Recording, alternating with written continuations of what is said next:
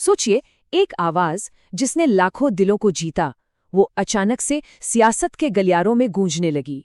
जी हाँ, ये कहानी है मैथिली ठाकुर की। एक सिंगर से नेता बनने का उनका सफर, यकीन मानिए, जितना हैरान करने वाला है उतना ही दिलचस्प भी। तो आइए इस पूरी कहानी को समझते हैं। ये चेहरा और ये आवाज करोड़ों लोगों के घरों तक पहुंची।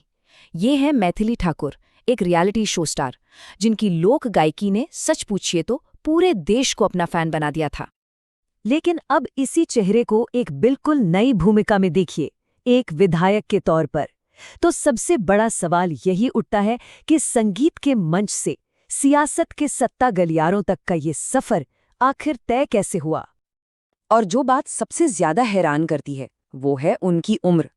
जब उन्होंने ये जीत हासिल की तब वो सिर्फ 25 साल की थी। सोचने वाली बात है, संगीत की दुनिया से निकलकर इतनी कम उम्र में कोई सियासत के इस मुकाम तक कैसे पहुंच सकता है। तो चलिए शुरू से शुरू करते हैं। इस कहानी की शुरुआत होती है एक सपने से, और उस सपने के लिए चुकाई गई एक बहुत बड़ी कीमत से। सफर बिहार के एक छोटे से गांव से दिल्ली जैसे बड़े शहर तक का। कहानी शुरू होती है बिहार के बेनीपट्टी से। मैथिली की असाधारण प्रतिभा को पंख देने के लिए उनके पिता ने एक बहुत बड़ा त्याग किया।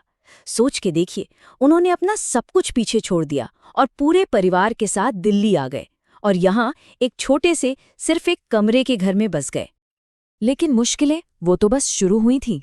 मैथिली का संगीत का रियाज इतना जुनून भरा था कि पड़ोसियों की शिकायतों के चलते परिवार को एक या 2 बार नहीं बल्कि पूरे 17 बार अपना किराए का घर बदलना पड़ा। ये सिर्फ एक नंबर नहीं है, ये उस पूरे परिवार के समर्पण की कहानी है।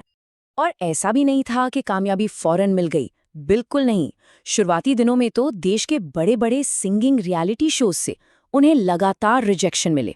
हर एक ना उस परिवार पर आर्थिक और भावनात्मक बोझ बढ़ा रहा था, जिसने पहले ही अपना सब कुछ दांव पर लगा रखा था। तो चलिए अब आते हैं कहानी के उस मोड़ पर जिसने सब कुछ बदल कर रख दिया। साल था 2017, जब एक हार ने असल में जीत के सारे दरवाजे खोल दिए। साल 2017 में रियलिटी शो राइजिंग स्टार का मंच उनके लिए सब कुछ बदल देने वाला साबित हुआ।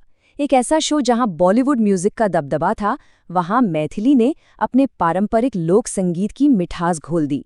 और फिर क्या था, देखते ही देखते वो पूरे देश की चहेती बन गई। ग्रैंड फिनाले का नतीजा काफी चौंकाने वाला था।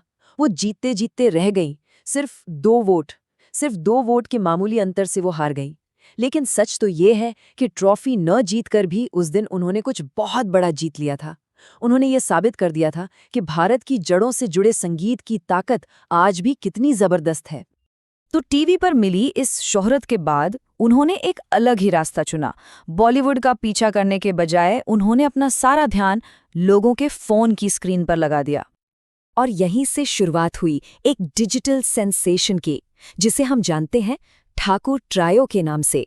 मंच पर मैथिली अपनी गायकी और हारमोनियम से जादू बिखेरती, और उनके साथ होते उनके दोनों भाई ऋषभ तबले पर और अयाची गायन में उनका साथ देती।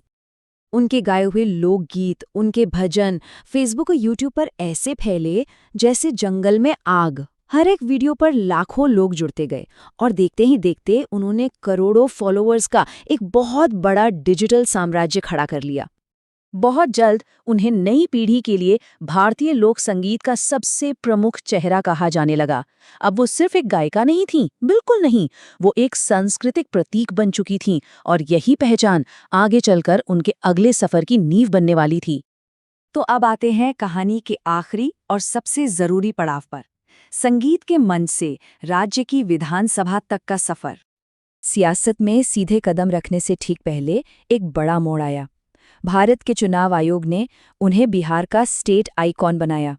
उनका काम था युवाओं को वोट डालने के लिए जागरूक करना, और इस भूमिका ने उन्हें एक कलाकार की छवि से निकालकर एक सार्वजनिक व्यक्ति के रूप में स्थापित कर दिया।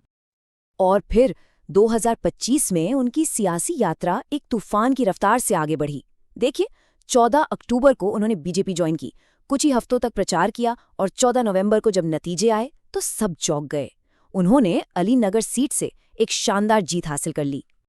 जरा आंकड़ों पर गौर कीजिए, उन्हें मिले लगभग 85,000 वोट, और उन्होंने आरजेडी के मौजूदा विधायक विनोद मिश्रा को हराया। ये किसी भी नए उम्मीदवार के लिए एक बहुत बड़ी जीत थी। और जीत का अंतर वो था 11,730 वोट। ये एक बहुत ही साफ जीत थी जो दिखाती है कि सोशल मीडिया पर जो उन्हें प्यार मिला उसे उन्होंने जमीन पर वोट्स में सफलतापूर्वक बदल दिया। तो इस तरह सिर्फ 25 साल की उम्र में मैथिली ठाकुर ने दिल्ली के उस एक कमरे के घर से बिहार की विधानसभा तक का सच में एक अविश्वसनीय सफर पूरा किया। लेकिन मैथिली की ये कहानी अपने पीछे एक बहुत बड़ा सवाल छोड़ जाती है। जब संस्कृति सियासत का मंच बन जाती है तो आखिर में जीत किसकी होती है? कलाकार की, सियासत की या फिर जनता की? इस पर सोचना जरूरी है।